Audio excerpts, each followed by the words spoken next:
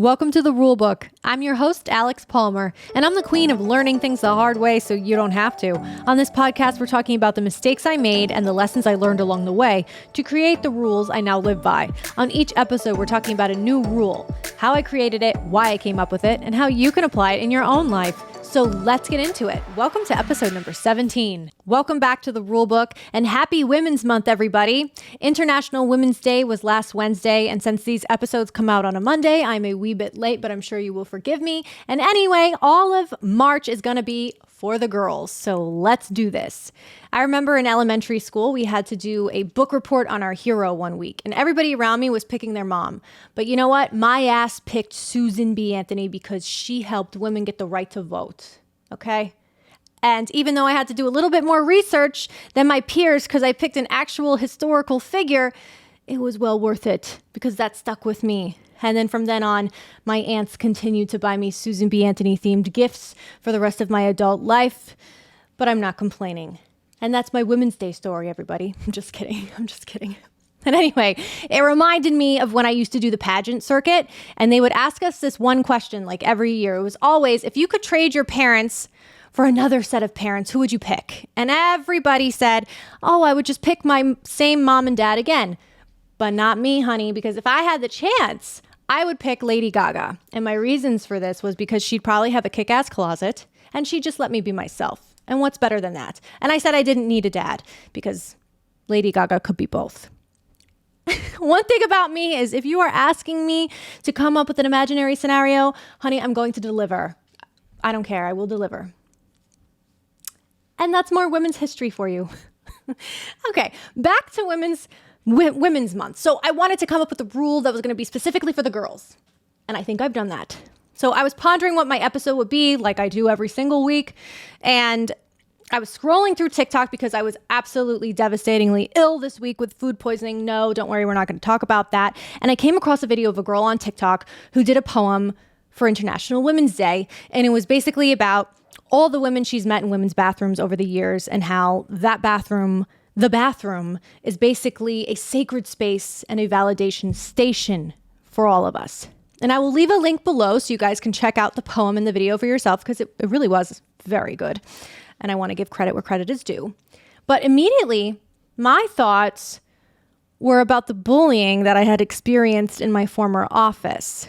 I worked at a law office. Well, I'm probably giving away way too much information, but I worked at a law office and I was the new girl pretty much for like a solid year. And it was a pretty big office. There was a lot of women and a lot of men. But I remember any of the compliments that I would receive in the bathroom for what I was wearing or whatever, it was actually so that these women could go and laugh about it later, which is obviously pretty shitty. And unfortunately, a lot of the women who were bullying me, I found this out after the company had shut down, actually. The women who were bullying me were my superiors.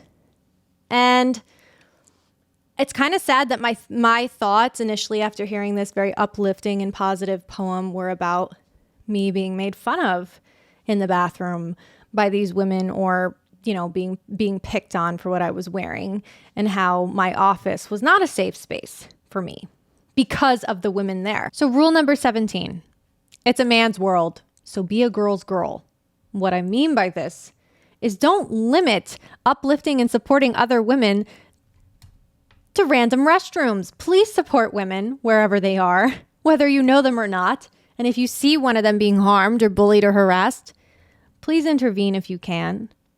I think we'd all be a lot better off if we supported each other more often because we all know the hardships that we're constantly facing on the daily. When I saw this creator's video, I obviously really enjoyed it. And I could relate to the positive aspects of the women's restroom that she was talking about.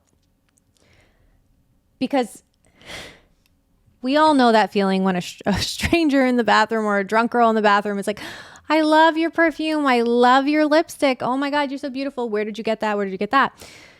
And there's even memes that celebrate the instant friendships that are made in the women's bathroom. Drunk girls consoling other drunk girls and following each other on Instagram until the end of time so we could be best friends at a distance, right? I told a man about this and he was genuinely fucking confused. And I was like, good. You shouldn't know. But anyway, as I was listening to the poem, The bullying is what stuck out to me most. I was like, how can other women bully other women if we know this, if we know how hard it is to be a girl? Why would we hurt each other? And then I thought about jealousy, and I thought about competition, and I thought, well, I guess the women's room is the only place where men aren't allowed. Like exclusively, you're not allowed if you're a dude. And there's no male gaze in there. We can just be humans. We can just be face to face with each other. We can reapply our makeup. Yes, we all know we're wearing fucking makeup. There's no denial. There's no bullshit in the women's bathroom. There's shit, but there's no bullshit. We don't shit. Just kidding. And I think that it's a place where you really can be yourself. I mean, I don't know how fucking comfortable you can be yourself in a public restroom, but we do our best. And it just made me wonder, when other women know how hard it is to be a woman, why are you making it your mission to hurt other girls? So this Women's Month, I hope that you'll take that to heart. And I hope that you will make it your mission to intentionally not hurt other women. I think women are nice to each other in the bathroom because we know how hard it is to be a woman. Because we're bombarded. Let me say that fucking word one more time. Because we are bombarded with images of perfection. Airbrushed women who are thinner, skinnier, prettier, better than us in every way. And corporations are preying upon our insecurities at every corner, on every commercial, on every billboard, and every magazine cover. And we know how hard it is to shut that out. And when we see another one of us, when we see another one of our comadres wearing a fucking little black dress, despite it all, hell yeah, we're going to give her props. And we're going to let her know, yeah, you look good. I look good too, don't I? So why wouldn't you want to lift up other women every chance we get? We should. I wish more women felt this way. I wish more women would realize that other women are not the enemy. If women supported and uplifted each other, we'd be better equipped to face the world that so often feels like it's completely against us all the time. So maybe don't limit the compliments to the bathroom anymore. Don't pretend you don't love someone's shoes or their hair just because you don't know them.